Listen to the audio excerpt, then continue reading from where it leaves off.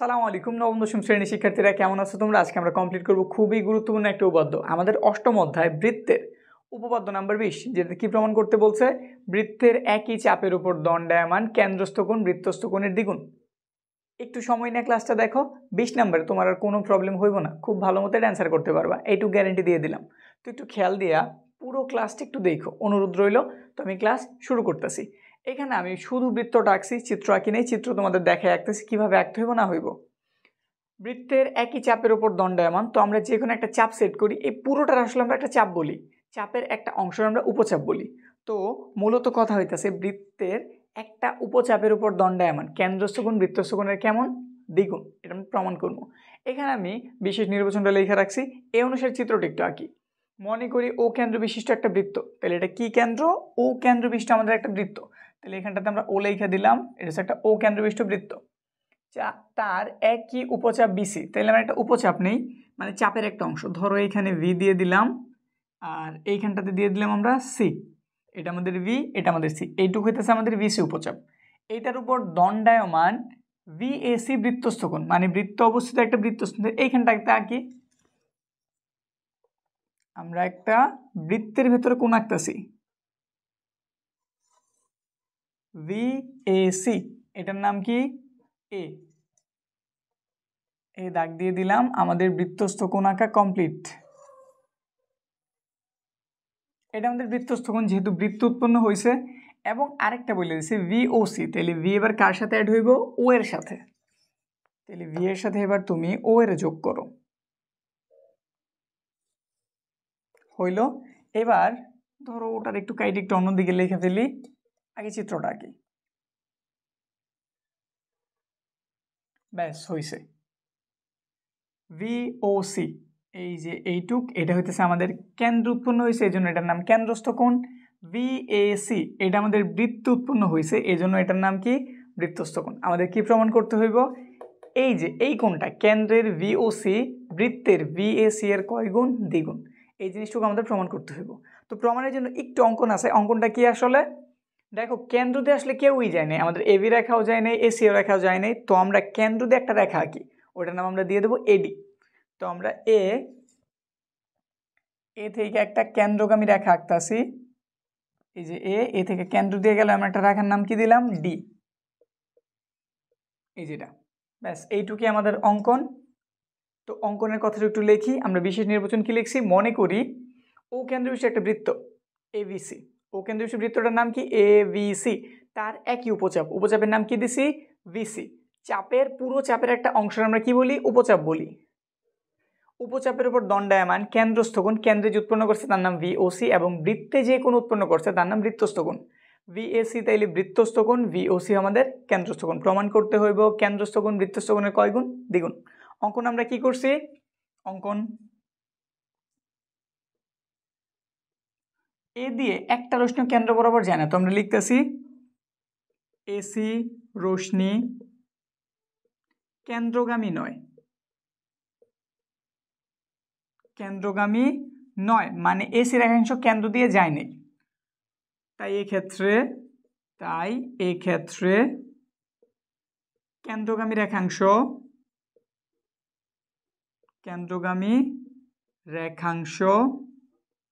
কি অঙ্কন করছি? আমরা এডি অঙ্কন করছি, এডি অঙ্কন করি। ব্যাস এটুকু ছিল আমাদের অঙ্কন। এবার আমরা মেন পার্ট, আমরা প্রমাণ শুরু করতেছি।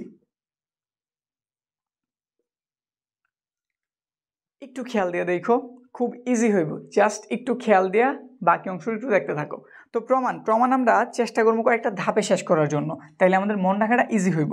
তো আমরা এখানে শুরু করলাম ধাপ 1, আমাদের প্রমাণ শুরু হইল। আমরা প্রথমে এইটুক ত্রিভুজ নিতে চাইতেছি, এ ভি ও, এই যে দেখতেছি, তো এই যে এইটুক ত্রিভুজ রে ওই একটু দাগ দিয়ে একটু বুঝিয়ে দিতেছি। আমরা এইটুক ত্রিভুজ নিয়ে প্রথমে কাজ শুরু করতে চাইতেছি। ত্রিভুজের নাম যে কোনো ভাবে বললেই হয়েছে, তাহলে তুমি একভাবে বললেই হইব, ও এ ভি বলো, এ ভি ও বলো, একটা বললেই হয়েছে, যেটা মন যেটা বলো। তো আমরা লিখতেছি ত্রিভুজ ও এ ভি এ। ত্রিভুজটা এই যেটা, এই ত্রিভুজটার বাইরে একটা কোণ দেখা যেতেছে, এই যেটারে এখানে একটা কি দেখা যেতেছে? কোণটার নাম কি? ভিওডি। তাহলে আমরা এটা প্রথমে লিখতেছি ভিওডি। ডি, এই কোণটা অবশ্যই আমাদের ও এ ভি ত্রিভুজের বাইরে অবস্থিত। আমাদের ও এ ভি ত্রিভুজের কই অবস্থিত? এই ভিওডি বাহিরে অবস্থিত। আমাদের একটা জিনিস মনে রাখতে হবে, ত্রিভুজের বহিস্থ কোণ মানে ত্রিভুজের বাইরের কোণ ত্রিভুজের ভেতরকার বিপরীত দুই কোণের যোগফলের সমান। কি বলছি আবার একটু রিপিট করি, কোনো একটা ত্রিভুজের বাহিরের কোণ, কোনো একটা ত্রিভুজ যদি বাইরে একটা কোণ থাকে, ওই কোণটা ওই ত্রিভুজটার বিপরীত দুই কোণের সমষ্টির সমান। বিপরীত বলছি কেন? ত্রিভুজের তিনটা কোণ থাকে আমরা জানি, বাইরে এই কোণটা আছে তার সাথেই তো আমাদের এই কোণটা উপস্থিত, তাহলে সে এর বিপরীত না। এইটা ছাড়া বাকি দুই কোণায় যে দুজন রয়েছে তারা হচ্ছে বিপরীত। তো কি বুঝলাম? ত্রিভুজের বাইরে যদি কোনো একটা কোণ থাকে, ওই কোণটা ত্রিভুজের ভেতরকার বিপরীত দুই কোণ মানে যে এই কোণ আর এই কোণ, এই দুজনের যোগফলের সমান। তো এই জিনিসটা আমরা এখানে একটু লিখি। আমরা লিখছি ভিওডি মানে বাহিরের কোণটা, এই যেটুক ভিওডি, সে কার কার যোগফলের সমান? এইটুকের আর এইটুকের। তো একটা একটা করে নাম লিখি। ধরো এটার নাম লিখলাম, এটার নাম হচ্ছে ভিএও, ভিএও, এই যে আমরা এইটুকের নাম লিখছি, এই যে এই কোণটার নাম লিখছি। এবার আবার এই কোণটার নাম লিখতে হবে, এটার নাম কি? এভিও, লিখে দেই প্লাস এভিও। বুঝছি এইটুক? ত্রিভুজের বহিস্থ কোণ ত্রিভুজের অন্তস্থ বিপরীত দুই কোণের সমষ্টির সমান। তো একটু সাইড নোট দিয়ে দেই, বহিস্থ কোণ অন্তস্থ বিপরীত দুই কোণের সমষ্টির সমান। এইটুক সাইড নোট দিয়ে দিবা। ত্রিভুজের বহিস্থ কোণ অন্তস্থ বিপরীত দুই কোণের সমষ্টির সমান। বাইরের এই কোণটা ভেতরের এইটার এবং এইটার যোগফলের সমান। এটা ছিল আমাদের প্রথম ধাপ। এবার দ্বিতীয় ধাপ। ধাপ 2-এ ত্রিভুজটা দিয়ে একটু তাকাই, এই যে এখানে ও এ কেন্দ্র হইতেছে আমাদের ও, এটা হইতেছে এ, তাইলে ও এ যে বাহুটা সে কি কেন্দ্র থেকে একদম পরিধি পর্যন্ত গেছে না? আমরা জানি কেন্দ্র থেকে পরিধি পর্যন্ত কেউ যদি যায় তার আমরা কি বলি? ব্যাসার্ধ বলি। তাইলে ও এ হইতেছে এই পুরো বৃত্তের একটা ব্যাসার্ধ।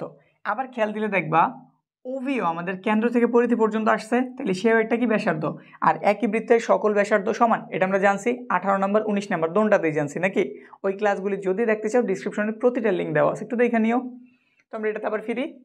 আমরা জানলাম ও এ সেও একটা ব্যাসার্ধ, ও বি সেও একটা কি ব্যাসার্ধ, আর একই বৃত্তের ব্যাসার্ধগুলি সমান। তো লিখে দেই ও এ সমান ও বি। কী কারণে সমান হইল? কারণ উভয়ই একই বৃত্তের ব্যাসার্ধ। তো লিখে দেই একই বৃত্তের ব্যাসার্ধ, একই বৃত্তের ব্যাসার্ধ, একই বৃত্তের ব্যাসার্ধ, এই জন্য তারা সমান। এখন ঘটনা হইতেছে তারা যদি সমান হয়, একটু মনে রাখবা, যদি বাহুগুলি সমান হয় তাদের দ্বারা উৎপন্ন কোণও সমান। যদি বাহুগুলি কি হয়? সমান হয়, তাদের দ্বারা উৎপন্ন কোণগুলিও সমান। এটাও বলতে পারি বা আরেকভাবে বলতে পারি, এই দুইটা বাহু যেহেতু সমান মানে ও এ সমান ও ভি এর, তাইলে ও এর অপোজিটে যে কোণ আছে এবং ও ভি এর অপোজিটে যে কোণ আছে তারাও পরস্পর কেমন? সমান। দোনোটাই সত্যি। তো ও এর অপোজিটের কোণের নাম কি? এ ভি ও। এই যে আমাদের ও যে বাহুটা এটার অপোজিটের কোণকে, এই যেটা এই বাহুর অপোজিটে, অনেক দাগাদাগি হয়ে গেছে, একটু ক্লিয়ার করে বুঝাই, দেখো একটু স্পষ্টভাবে কি বুঝাইতে চাইতেছি। এটা আমাদের কেন্দ্র ও এর মতোই রাখলাম। এদিকটাতে তাকাও, ও এ যে বাহুটা এটার অপোজিটে কোণ কি? এটা আছে না? এই কোণের নাম কি? এ ভি ও। তাইলে এইখানটাতে লেখো এ ভি ও। আবার ওভি, এই যে এই বাহুটা না ওভি, ওভি এর অপোজিটের কোণ কি? এই যে এটা না, এটার নাম কি? ভি এ ও। এটার অপোজিটের কোণ হইতেছে ভি এ ও। তাহলে বসায় দাও ভি এ ও। একটা ত্রিভুজের যদি দুইটা বাহু সমান হয় তাদের আমরা কি ত্রিভুজ বলি? সমদ্বিবাহু ত্রিভুজ বলি। কি বলি? সমদ্বিবাহু ত্রিভুজ। আর আমরা জানি সমদ্বিবাহু ত্রিভুজের ভূমি সংলগ্ন কোণদ্বয় সমান। এইটুক সাইড নোট আমাদের সাইডে লিখে দিতে হইব, ঠিক আছে? আর আমরা কিভাবে বুঝাইছি? যেহেতু বাহু দুইটা সমান, ও এ এবং ও বি একই ত্রিভুজের, ও এ এবং ও বি যেহেতু সমান তাদের দ্বারা উৎপন্ন কোণগুলিও কেমন? সমান। তো ও এ যে কোণটা উৎপন্ন করছে এবং ও বি যে কোণটা উৎপন্ন করছে তারাও পরস্পর কেমন? সমান। যদি তুমি ভিও আগে লেখো, এ ভি ও পরে লেখো, তাও কোনো প্রবলেম নাই, যেভাবে তোমার ইজি হয় তুমি ওইভাবে মনে রাখো। তো আমি কি শিখাইছি? আমি শিখাইতেছি এইটা ও এ, এই যেটা এটার অপোজিটে আছে এই যে এই কোণটা, এটার নাম কি? এ ভি ও। তাহলে আমি ও এর পরিবর্তে কি লিখছি? তার বিপরীতের কোণটা নাম কি? AVO এবং OV হইতেছে আমাদের এই বাহুটা, এটার অপোজিটের কোনটা, এই যে উপরেরটা, যার নাম কি VAO। তো আমি এইভাবে লিখছি, মানে বিপরীত দিকটা বুঝাই লিখছি। তো তোমার যেভাবে ইজি লাগে তুমি ওইভাবে লিখবা। হইল? তো আমরা কি লিখতে পারি? সমদ্বিবাহু ত্রিভুজের ভূমি সংলগ্ন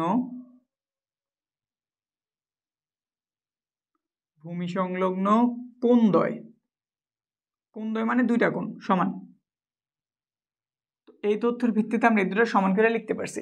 এটা ছিল আমাদের ধাপ 1, এটা হচ্ছে আমাদের ধাপ 2। এখন আমরা যেতেছি ধাপ 3-এ। ধাপ 3 আমাদের ধাপ 1 এবং 2 এর হেল্প লাগবে। তো লিখতেছি ধাপ 1 এবং 2 হতে প্রথমে এখানে আমি ধাপ 1-এ যে জিনিসটা লিখছি, যে এটা যে প্রমাণ করছি বা যেটা বের করছি, এটা তুমি এখানে লেখো হুবহু। VOD সমান আমরা কি পাইছি? আমরা পাইছি VAO। তো লিখে দিলাম VAO প্লাস কি পাইছি? AVO। জাস্ট আমি দেখা যা পাইছি তা বসাই দিছি নাকি। এবার আমরা ধাপ 2 এর দিকে একটু তাকাই। আমরা এইখানে জানছি AVO সমান VAO। AVO সমান কি? VAO। দেখো তো এটা কি এটাই না? AVO তাহলে এটার মান এটা কি বসানো যায়? নিচে লাইনে এই কাজটা করি। VOD সমান এটার যেমন আছে ওই রকম রাখলাম, কিন্তু আমরা AVO মানে এই যেটা, এটার পরিবর্তে এটার যে মান আছে VO ওইটা বসাই দিই। এটা বসানোর উদ্দেশ্য কি? যাতে এই দুজন দেখতে সেম হয়ে যায়। বুঝছি এটুক? আমরা কি করছি? AVO এর পরিবর্তে তার মান বসাই দিছি, তার সমান আমরা কি পাইছিলাম? VAO। জাস্ট ওইটা আমরা এখানে কি করছি? এটারে সরাই দিয়ে ওই জিনিসটা আমরা এখানে বসাই দিছি। বুঝছি? পরের লাইন। তাইলে VOD কি পাওয়া গেল? একটা VAO আরেকটা VAO, কয়টা হইল? 2 VAO। এইটুক কি বুঝছি? এইটুক বুঝলে আমরা প্রমাণের খুব কাছাকাছি এসে পড়ছি। ঠিক আছে, এখন আমরা ধাপ 4-এর দিকে আগাই। ধাপ 4, এইটা কোন ত্রিভুজ থেকে আমরা প্রমাণ করছি? এটা প্রমাণ করছি আমরা ত্রিভুজ OAV থেকে। এবার আমরা ত্রিভুজ ওই পাশের টানে নিই, ওটার নাম কি? OAC। তো লিখতেছি অনুরূপভাবে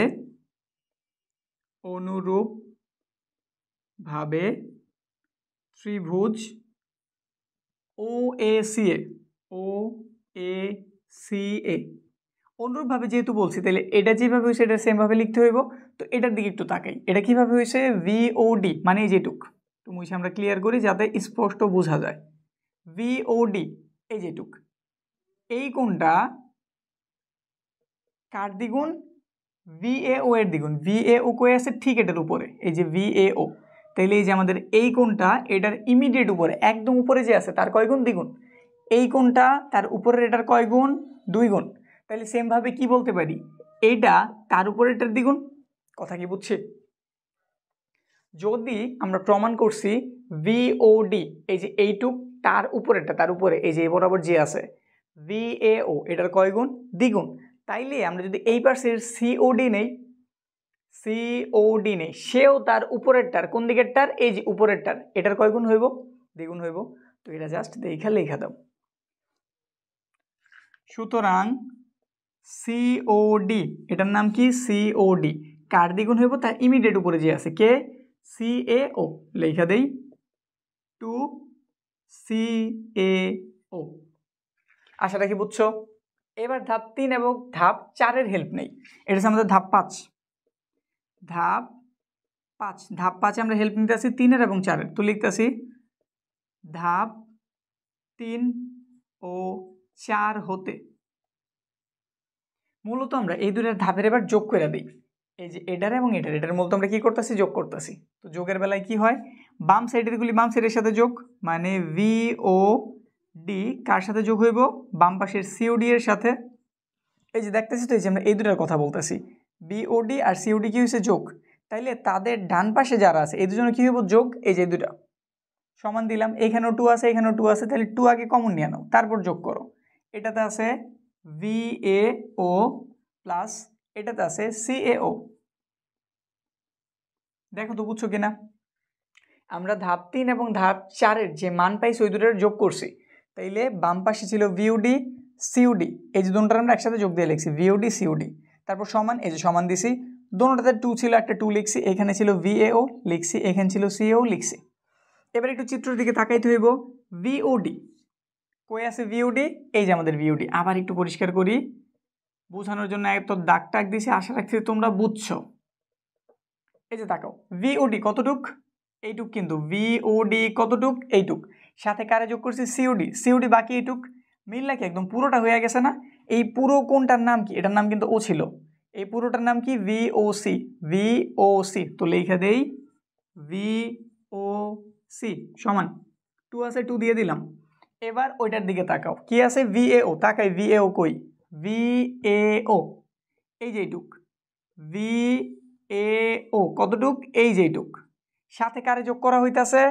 সিএও, সিএও কতটুক? সিএও বাকি এইটুক না?